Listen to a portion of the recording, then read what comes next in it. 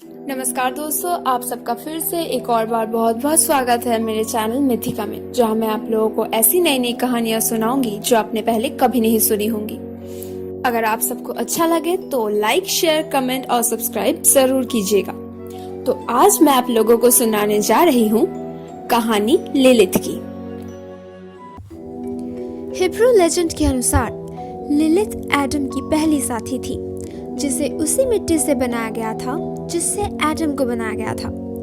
लिलित और एडम को समान रूप से बनाया गया था, लेकिन इससे ऐसा संघर्ष हुआ कि लिलित ने ईडन के बगीचे को छोड़ दिया और इब्लिस के साथ रहने चली गई। इब्लिस जो शैतानों का राजकुमार है और जिसने लिलित को राक्षसों की माँ और रात की रानी बनाई। ये घटना लिलित को शायद पहली मुक्तिवादी बनाती है और वो आधुनिक जीवन के सभी लोगों को एक समान रूप से जीवन जीने के लिए प्रोत्साहित करती है। वो निडर होकर हमें दिखाती है कि हम जिस चीज में विश्वास रखते हैं उसके लिए बेलगाम और साहसी होना चाहिए, चाहे उसके लिए हमें कोई भी कीमत क्यों ना देनी पड़े। लेजेंड के अनुसार लिलित को उसके अपराध के लिए स्वर्ग से दूर कर दिया गया था और तभी से उसे आर्ट में एक राक्षसी के रूप में चित्रित किया गया है। लिलित के चले जाने के बाद एडम ने यहोवा से शिकायत की कि जिस स्त्री को उन्होंने उसके साथी के रूप में बनाया था उसने उसे छोड़ दिया। यहोवा ने तब एडम के पसली से हव्वा को बनाया। जब एडम और हव्वा दोनों को एडन के गार्डन से निकाल दिया गया तो एडम ने पश्चाताप करने के लिए कुछ समय तक ब्रह्मचर्य ले लिया। इस समय के दौरान लिलित के बारे में ये कहा जाता है कि उसने रात में एडम के सपनों में उसके साथ संभोग किया और इसके फलस्वरूप उसके जितने भी बच्चे हुए उन सब ने राक्षस के रूप में जन्म लिया। लिलित के इन बच्चों को लिलिन या लिलिम कहा जाता है। लिलित के चरित्र का दूसरा पहलू को दिखाया गया है बच्चों के हत्यारन के रूप में, जिन्हें वो अपने सुनहरे बालों की मदद से गला घोंटकर मार डालती है। जाहिर तौर पर हिब्रू लेजेंड्स में लिलित एक लंबे सुनहरे बालों वाली बेहद खूबसूरत औरत है। कभी माताओं और शिशुओं की रक्षा करने वाली देवी को अब एक राक्षसी के रूप में चित्रित किया गया था, जो औरतों में गर्भपात का कारण बनी और नींद में शिशुओं की हत्या करती थी।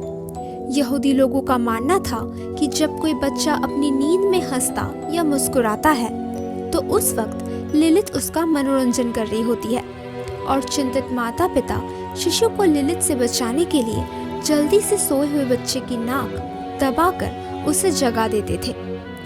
ये भी माना जाता था कि वो एक उल्लू के रूप में बच्चों के पास आती है और उनका खून पी लेती है। लिलित आग और जुनून की देवी है। देवी मैंने इसीलिए कहा क्योंकि आज भी जो उनमें मानते हैं उन्हें देवी के रूप में ही पूजते हैं। इनका व्यक्तित्व कामुक है। ये हिब्रू लेजेंड प्राचीन सुमेरिया से भी बहुत पहले के स्तोत्रों से मिलती है। हालांकि उस युग की बहुत कम चीजें ही आज भी बची हुई है, लेकिन असायरिया और बेबीलोनिया के अक्कादायन भाषा में लिली और लिलिटू का मतलब है आत्माएं। लेकिन सिर्फ आत्मा नहीं, लिली या लिलिटू शब्द से लिली शब्द भी निकला है, जो एक फूल है और अपनी मीठी खुशबू रात में महकाती है। सुमेरिया में उसे एक ऐसी औरत के रूप में चित्रित किया गया है जिसके पंछी की तरह पंख और पंजे हैं। कुछ मूर्तियां उसके ऐसे भी हैं जिनमें उसका ऊपर का हिस्सा एक औरत की और निचला हिस्सा एक नागिन के रूप में बनाया गया है।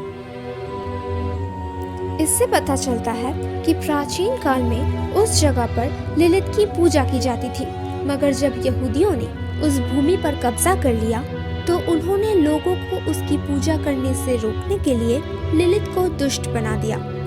कहते हैं लिलित की पूजा करना बहुत ही आसान है।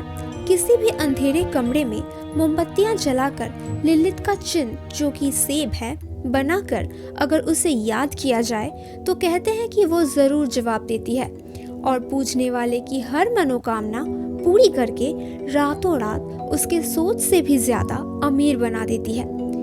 लेकिन लिलित अपने साथ साथ तबाही भी लाती है।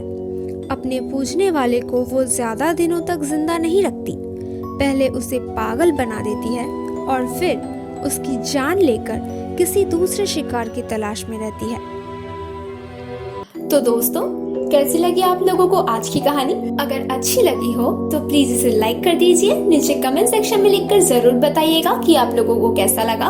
और प्लीज प्लीज प्लीज मेरे चैनल को सब्सक्राइब कर दीजिए। और हाँ, अपने दोस्तों के साथ शेयर करना बिल्कुल मत भूलना। मैं आप लोगों से मिलूंगी अगले हफ्ते एक और नई कहानी के साथ।